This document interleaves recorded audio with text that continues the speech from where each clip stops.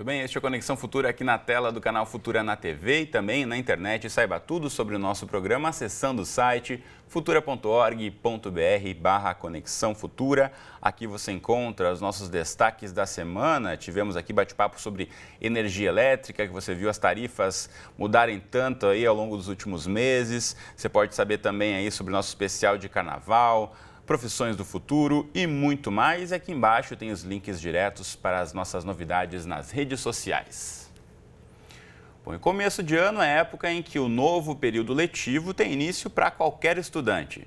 Mas, para alguns, pode ser um momento de maior estresse e preocupação, principalmente quando o motivo é a mudança de escola ou a troca de ciclo, quando a primeira fase do ensino fundamental, por exemplo, foi concluída e chegou a hora de encarar os novos desafios das etapas seguintes. No programa de hoje, vamos discutir aqui como pais e educadores podem auxiliar para que as mudanças sejam encaradas de forma a acrescentar na formação dos jovens e das crianças. Para essa conversa, a gente recebe aqui no estúdio o professor Ney Melo, que leciona no Colégio de Aplicação da UERJ. Tudo bem, Ney? Bem-vindo. Obrigado pelo convite. Obrigado você pela presença mais uma vez. Também aqui ao meu lado, Priscila Cruz, presidente executiva do Todos pela Educação. Mais uma vez, bem-vinda, Priscila. Tudo bem? Tudo bem, obrigada. E ainda conosco aqui no estúdio, também nossa companheira do Conexão, psicopedagoga e psicanalista, Cristina Silveira. Bem-vinda, Cristina. Obrigada, Tiago, pelo convite. Bom, você em casa, como sempre, também é o nosso convidado, então fique ligado aí ao longo dos próximos 25 minutos. E quero já começar ouvindo do Ney, que agora esse período de volta às aulas é sempre muito movimentado, claro, né? Fim de férias, a garotada vem muito agitada, mas quando chega nesse momento de ser um novo aluno na escola ou da mudança de ciclo, pode ser um pouquinho mais complicado, né? Bem mais complicado. Quando a gente recebe um aluno que estava vindo no quinto ano, de repente ele pula para o sexto ano, uma nova etapa do ciclo fundamental. Ele vem com uma cabeça diferente. Ele vem com vários anos acostumado a um determinado ritmo de aprendizado, ritmo de ser avaliado, ritmo de olhar para o professor e encontrar alguma coisa que ele goste de fazer. E aí, de repente, ele passa para um ciclo mais sério, né, em que as avaliações são mais exigentes, em que muitas vezes o número de disciplinas aumenta, o número de avaliações aumenta e ele muitas vezes fica perdido nisso. E o mesmo susto de transição acontece quando o aluno sai do fundamental para o médio, onde agora ele vai ter que, pelo mercado, né, competir por um lugar ao sol ali para ele. E ele vai encontrar muitas vezes professores que vão ter uma outra abordagem ainda mais séria, ainda mais exigente, e isso deixa os pais de cabelo em pé em casa muitas vezes. Sem dúvida. E a estrutura da escola tem muito a ver com isso. Né, a gente pode pensar um pouquinho sobre como os professores vão se preparar. Agora, Priscila, isso tem que ser discutido antes, né? Não chegar na primeira semana de aula e as escolas, enfim, o professor se pega também de surpresa, muitas vezes, não saber como lidar. Exatamente. Assim, acho que tem várias preparações que são possíveis. Primeiro é a preparação interna dentro da própria escola, de como que você desenvolve um projeto que vai olhar para esse início de ano, início de ciclo, início de uma nova etapa, quando tem alguma mudança na escola também, quando tem um novo projeto que precisa ser apresentado para essas famílias, para essas crianças, ter um cuidado de preparar para que aquele momento seja especial, para que aquele momento ele tenha um significado que ele tenha um ritual que sinalize para essa criança, para o pai, para as famílias, para a comunidade, que vai ter mudanças, mas que está tudo muito pensado, preparado, planejado para poder receber as crianças nessa mudança. Acho que esse é um ponto. O outro ponto é como que eu consigo fazer com que a comunidade e as famílias sejam minhas aliadas nesse processo todo. Porque é um processo que ele é muito difícil, como bem disse o Ney, para o próprio aluno, mas também para a família, quando esse aluno chega em casa e começa a cobrar ou a trazer as suas angústias e começa a dizer, olha, eu estou com dúvida, eu não sei, eu estou inseguro, eu não sei direito o que vai acontecer.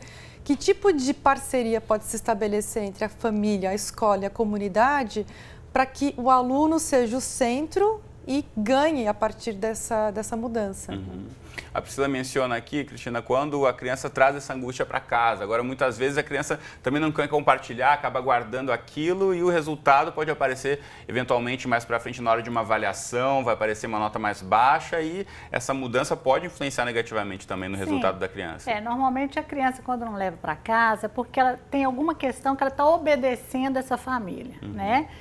a família tem que estar muito atenta ao seguinte, qual que é o perfil do meu filho, né? E qual que é o perfil da escola que eu estou querendo colocar o meu filho, né? Porque às vezes é uma escola muito tradicional que não cruza, não combina com o perfil do filho que eu tenho, né? Então, o primeiro passo, antes mesmo da gente preocupar com os ciclos, é preocupar, meu filho está na escola correta para ele, né? Porque às vezes é uma escola muito boa, uma escola famosa, mas não tem a ver com aquele perfil da criança. A criança, às vezes, não cruza com aquilo. É uma escola que, às vezes, valoriza muito o Enem, né? Não que a outra não tenha que valorizar, mas pode ser que é uma escola que valoriza muito o Enem e a criança não tem esse perfil de estudo, não é por aí que ela transita, né? Às vezes é uma criança que tem mais a ver com a arte, mais a ver com as línguas. Então tem que prestar muita atenção nisso também, né? Porque se a criança não está trazendo para a família a questão dela de dificuldade na escola, deve passar por esse viés mesmo, que ela está obedecendo, às vezes, um desejo da escola, né? No sentido, eu quero que meu filho estude nessa escola. E não é isso que ele está querendo ali, não é isso que ele vai fazer ele feliz, né?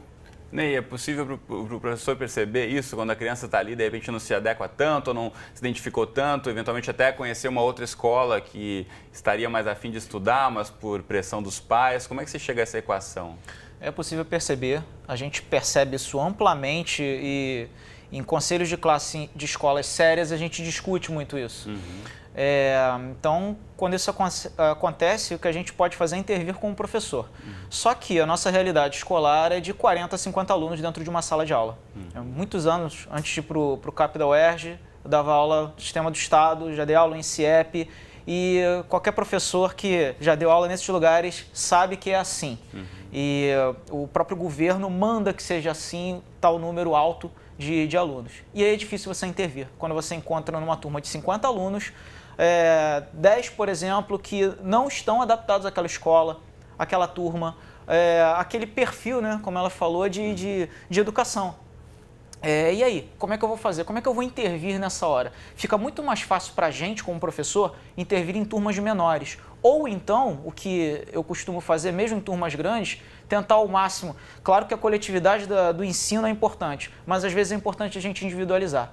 O professor também tem esse papel de chamar o aluno num canto e tentar entender o que está acontecendo com ele. É isso que a gente precisa levar para o conselho de classe e tentar conversar com os pais. Olha, às vezes você quer estudar num colégio Pedro II, ou num colégio Cruzeiro, ou até no CAP, e não é o perfil do seu filho, do seu neto. Só contextualizando para quem não está no Rio, que são escolas referência, exatamente, né? são escolas de super referência aqui no Rio de Janeiro. Então, você pegar uma super escola, às vezes o pai e a mãe tentam se realizar nos filhos também. Olha, estude, por exemplo, no colégio militar, porque é muito bom, mas será que seu filho quer isso? Será que é realmente a pegada dele, o que ele quer fazer para a vida? Então, isso frequentemente atrapalha não só a vida do aluno como indivíduo, o desenvolvimento dele como indivíduo, como cidadão, também atrapalha a família em casa para ela lidar com problemas que vão ficando cada vez maiores.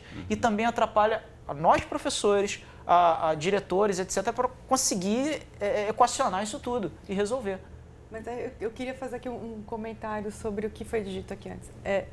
A gente só tem que lembrar que mais de 90% das famílias não escolhem a escola. Então, acho que também tem aí, acho que uma função muito importante da própria mãe, do pai, da avó. A avó é muito importante nas famílias brasileiras, de olhar para o que está acontecendo com o seu filho em relação à escola. E já que eu não consigo trocar meu filho de escola, porque a larga maioria da população brasileira está em escola pública, e aí é o próprio Secretaria de Educação que aloca... É onde tem vaga, né? Onde tem vaga, sobrando vaga, a criança vai estudar. É ter essa parceria bem próxima com a escola para poder ter essa conversa ao pé da orelha com o educador e chamar atenção. Olha assim, olha só, eu tô sentindo um problema na minha casa, meu filho tem apontado em casa.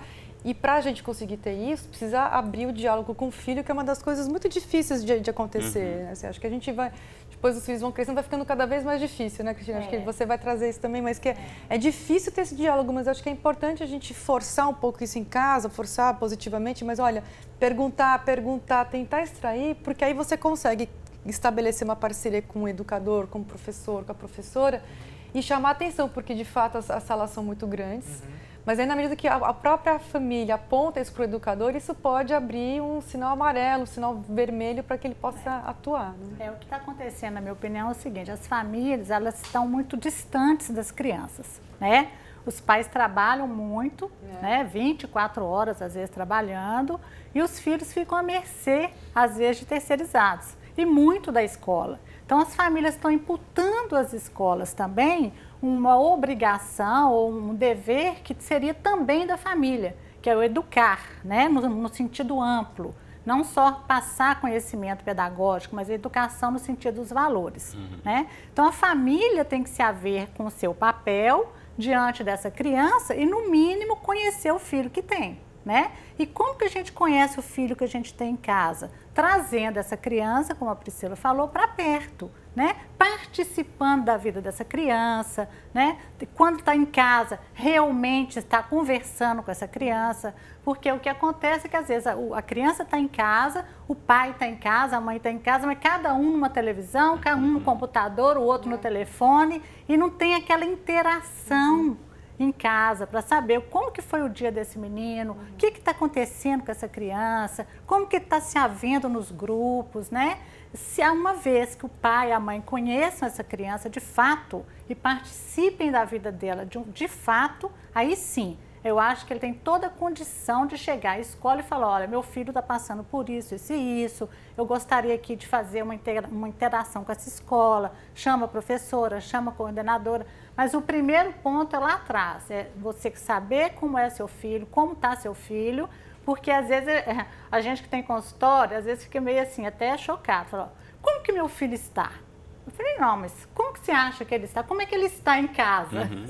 Né? É o primeiro ponto. É a mesma coisa na escola, né? A gente já fez alguns programas aqui no Conexão sobre esse assunto e várias pesquisas feitas mundo afora comprovam que, de fato, na escolaridade dos pais vai influenciar o desempenho dos filhos, e os pais estarem próximos ao desenvolvimento do filho na escola também vai apresentar aí alguma interferência nos resultados. Agora, a gente sabe que quando chega na adolescência, às vezes fica mais difícil isso, né? O Ney que está lá muito com adolescentes também, a garotada não quer, né, que o pai vá lá todo dia na escola, mas esse pai e essa mãe têm que estar presentes. Como é que você vê isso, Ney? Esse desafio dos pais que querem estar próximos, mas a garotada também, quando chega na adolescência, quer os pais longe, né? Quer os pais longe, quer independência. É engraçado, todos os momentos que a gente passa por uma transição de ir para o novo, a gente, quanto mais velho fica, menos quer família colada, né, na gente. A gente quer mostrar que a gente pode. Não, olha, eu posso, eu sou independente. Tá criando a própria independência. Né? É como pegar ônibus, né? Você passa o ciclo escolar pegando ônibus com a sua mãe te deixando ali no ponto de ônibus. E de repente você não tem mais isso. Você quer pegar o ônibus sozinho. Essas pequenas coisas também contam, né? E vem novos medos, novas prioridades, novas formas de ver a vida. Engraçado, eu passei um tempo agora esse ano no CAP pegando 6º ano. E logo depois eu tive que ser transferido para o ensino médio. Foi muito clara essa diferença de perfis, de prioridades. Eu via turmas, por exemplo, no 6º ano, às vezes chorando por uma nota que levou... Poxa, eu levei uma nota 6, que horrível. E aí você vê o garoto do ensino médio, levei um 6. Que legal, olha, eu fui bem, eu me esforcei, mas o que faz aquele menino chorar? Por exemplo, algum problema que ele teve em casa, por exemplo, um amor não correspondido. Engraçado como mudam as prioridades, né? Essa transição, a gente que é professor também tem que acompanhar. O que o garoto vê como prioridade de vida. E é nessa hora que a gente precisa entrar junto com os pais e mostrar: olha só, prioridade de vida, você pode ter o que você quiser, mas tenha uma padrão, estudar, porque é isso que vai te dar mais liberdade. Você não gosta de liberdade? Então, isso vai te dar maior liberdade ainda de vida. Bom, a gente pensando aqui em metas e objetivos, né? Priscila representa aqui o Todos pela Educação, que tem 5 metas principais, uma delas que é toda criança e jovem de 4 a 17 anos na escola, a gente avançou bastante, mas pulando para a meta 5, que é o investimento em educação ampliado e bem gerido, querendo ou não, passa por tudo isso que o Ney está dizendo, né, Priscila? É a gente conseguir pensar e ter uma atenção mais dedicada, pontual aos alunos, acho que passa um pouco também em pensar não somente ter as crianças e adolescentes na escola, mas qual a qualidade e qual a atenção a escola está dando a cada um desses alunos, né? Exatamente. Aí passa pela gestão, né? O que você como que a gente está conseguindo fazer a gestão? Porque, em geral, a gente fala em gestão educacional como se fosse algo da Secretaria de Educação, do secretário de Educação, que está olhando aquela rede ali imensa embaixo dele. Mas a gestão escolar, ela é, para cada escola, assim, é a somatória de cada gestão, de cada escola, que vai fazer a gestão geral ser boa e fazer com que o resultado de uma rede, o resultado do Brasil, seja muito melhor. Então, o professor, o diretor, o coordenador pedagógico. A família e a comunidade também. Acho que essa história a gente precisa... aqui no Canal Futura tem a série Destino Educação, que mostra os sistemas educacionais da Finlândia, do Canadá, da Coreia do Sul e tudo mais. O que você olha ali como o grande diferencial desses países? Não é uma política específica de formação de professores ou de gestão escolar. O que você vê que é o diferencial desses países todos que estão no topo do ranking do PISA é a participação da família e da sociedade. É o quanto que naqueles países a educação é de fato valorizada. As famílias, a comunidade, a sociedade, a população em geral valoriza a educação. Isso tem um rebatimento muito grande, tanto no desempenho dos alunos, mas também na gestão, no investimento. A gente está agora num período de cortes orçamentários da educação, né? Por conta da crise econômica, está tendo cortes.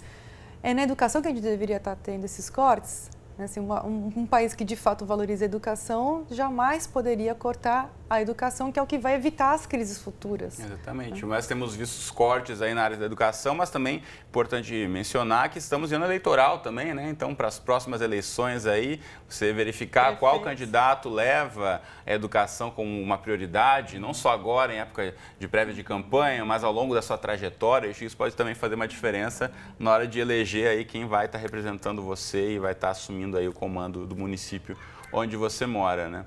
Agora, em relação a essas cobranças e a participação da família, Cristina, como é que você vê, como a escola também pensando aqui, né, pode aproximar um pouco mais? Você falou que às vezes a família terceiriza, a escola quer tentar aproximar um pouco mais, fica esse desafio, né? Quem pode chamar quem primeiro? A grande questão, eu também volto lá na família um pouquinho, é a gente pensar assim, qual é o papel do meu filho dentro de casa, né? Porque hoje em dia tem uma valorização da infância, né, muito equivocada. Então, as crianças, elas passaram a ser, de uma certa maneira, os reizinhos da casa, né?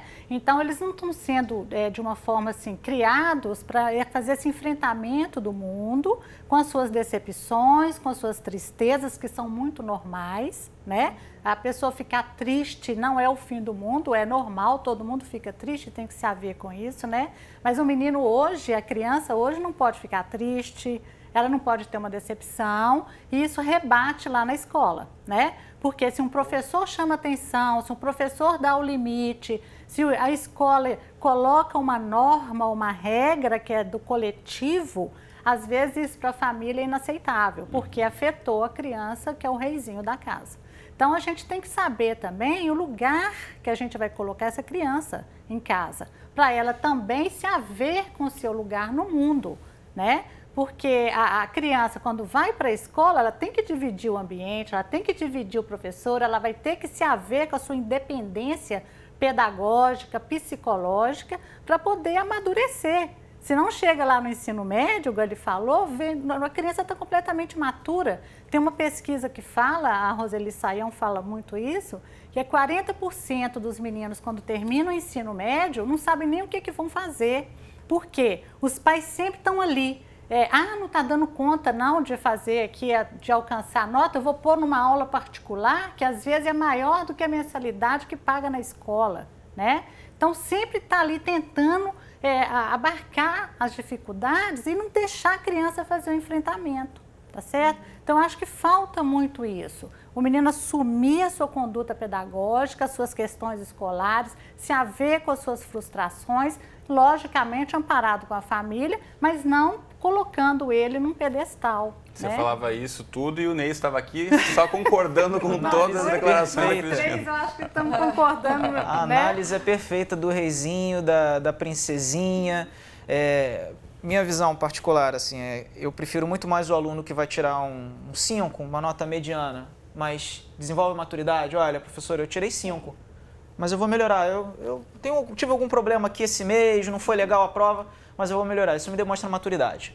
Ou ir para uma prova final e não ficar chorando ponto. Me dá 0,2, me dá 0, sei lá quanto.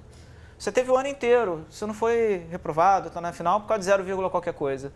Você está reprovado, vai para uma final por sua responsabilidade. Não sou eu que te boto numa prova final. Você se colocou. Claro, parênteses, né? Tem professores ruins? Tem professores ruins, tem profissional ruim em qualquer área. Mas posso te falar, assim, desses anos que eu tenho acompanhado colegas, a área de educação tem muito mais profissional que é dedicado, que sabe trabalhar e que tem responsabilidade do que os que não são assim. Então, o reizinho, a princesazinha, quando tira uma nota baixa, claro que o pai tem que, professor, o que aconteceu? Mas não é como às vezes a gente vê a evasão escolar ser provocada por isso. Porque, pai, mãe, por que você tirou seu filho? Meu filho está tirando nota baixa em biologia, em ciências e em história. Ué, mas o que está acontecendo? Então, eu prefiro muito mais o aluno que é mediano na nota, mas desenvolve a maturidade, do que o cara que tira 10 em tudo, mas é imaturo, com os colegas, com os professores, não tem postura, não tem disciplina. E qual é o retorno que ele vai dar para dentro da família dele? Porque lembra uma coisa, essa mesma criança, que é o reizinho, a princesazinha, hoje, que você desenvolve esse comportamento, amanhã poderá ser a pessoa que vai precisar sustentar a sua casa pai, a sua casa mãe, a sua casa avó, avô, vai ser a pessoa que pode ser ou não a referência dentro do seu seio familiar. Então, será que é uma boa desenvolver isso? Mas aqui deixa eu fazer também um comentário, concordo com o que vocês dois estão colocando, só acrescentando mais um ponto, porque aí, de novo, acho que essa parceria entre família, escola e comunidade, ela é muito necessária. E por que a gente está com esse problema todo, principalmente com os jovens? Aquilo que a Cristiane estava falando de falta de projeto de vida. Não tem um exercício dentro da própria casa, do próprio ambiente, fora da escola, mas também dentro da escola de exercitar o seu projeto de vida. E aí a educação, ela perde o sentido, é por muito, e aí estou falando agora de novo, educação pública geral brasileira. A gente tem uma evasão, logo no início do ensino médio, né? O primeiro ano do ensino médio é o pico de evasão que a gente tem no Brasil. Essa mudança de ciclo mesmo, que muitas vezes acabou o ensino fundamental, não tem tanto professor que vai guiar, o aluno precisa ter um pouco mais de independência, se depara com essa escola cobrando mais e acaba saindo. E aí ele acaba saindo, porque sem um projeto de vida, a escola perde o sentido também. Uma conversa do pai e da mãe, aí talvez até tarde demais, tentando evitar que ele vire o reizinho, a princesinha, também às vezes é tarde demais. Porque não exercitou o projeto de vida. Se eu não sei exatamente aquilo que eu quero fazer da minha vida, e não só em termos profissionais, que eu acho que também é uma coisa importante da gente orientar os pais e as mães, não é só o que você quer ser quando você crescer, não é só isso, mas é ser como atitude, como valores, como a Cristiane bem falou, assim, que tipo de valores eu tenho na família, que eu quero colocar na minha vida futura. E aí a escola passa a fazer um outro sentido também. O que cidadão você quer ser na nossa sociedade? Na nossa sociedade, o que você quer construir na sua vida. E aí a escola passa a ter sentido, não só a nota 0,2 na nota na prova. Não, eu quero aprender. Não importa, a nota da prova é uma consequência, mas eu quero aprender porque eu quero me preparar para essa vida que eu imagino. Depois, o meu projeto de vida vai mudar milhões de vezes. Ainda mais na sociedade atual, em que o mercado de trabalho, as possibilidades, a complexidade, tudo tem tanto mais caminhos para a gente trilhar, que esse menino ele vai mudar várias vezes o seu projeto de vida. Mas a educação, a aprendizagem, valorizar o professor, valorizar a família, valorizar aquilo que é a raiz dele, permanece. E aí tudo passa a fazer muito mais sentido. Muito bem. O nosso tempo aqui voou. A gente tem 2 minutinhos antes de encerrarmos. Eu quero ouvir dicas pontuais de vocês para os pais aí também, para os educadores e para os adolescentes e crianças que nos acompanham também. Então, nesse momento aí, comecinho de ano letivo, mudança de ciclo, mudança de escola, como passar aí por essa fase de uma forma mais tranquila? Começando com você, Cristina. Olha, eu acho que primeiro é conhecer bem o filho. E para isso, para conhecer bem o filho, tem que estar presente. Né? Tem que fazer presença na vida do filho efetiva, né? Tá de corpo presente, tá de alma presente com essa criança, junto, observando e trabalhando com ela os valores familiares. Né? Tem que ter os valores familiares bem ali alinhavados com essa criança para ela levar para a escola e para a vida aquilo que ela acredita. Muito bem. Ney? As famílias têm que lembrar também de uma coisa, seu filho tem talentos e tem dificuldades. Os talentos precisam ser cada vez mais melhorados e as dificuldades corrigidas. Isso você só vai fazer junto com o professor, junto com o corpo docente adequado, junto com direção. Isso que a gente está falando. Tem que ser junto com a escola, senão você não consegue. Lembra que o garoto ou a menina vão passar aí mais ou menos o quê? 19 horas do dia com você em casa, a princípio, e 4 a 5 horas dentro da escola. A gente não dá conta se não estiver junto com os pais, junto com a família para fazer isso. Muito bem. Priscila, para a gente encerrar? Bom, acho que aí complementando, também o trabalho que a escola pode fazer com as famílias para orientar as famílias, porque muitas das famílias não sabem muito bem o que pode ser feito. E aí acho que os educadores podem ter um papel muito importante nas reuniões de pais e mestres, nas reuniões que acontecem na escola, não ser apenas reuniões para dizer o seu filho está indo mal, precisa ter aquele tipo de reunião acusatória que também acontece bastante quando a gente olha o geral das escolas brasileiras.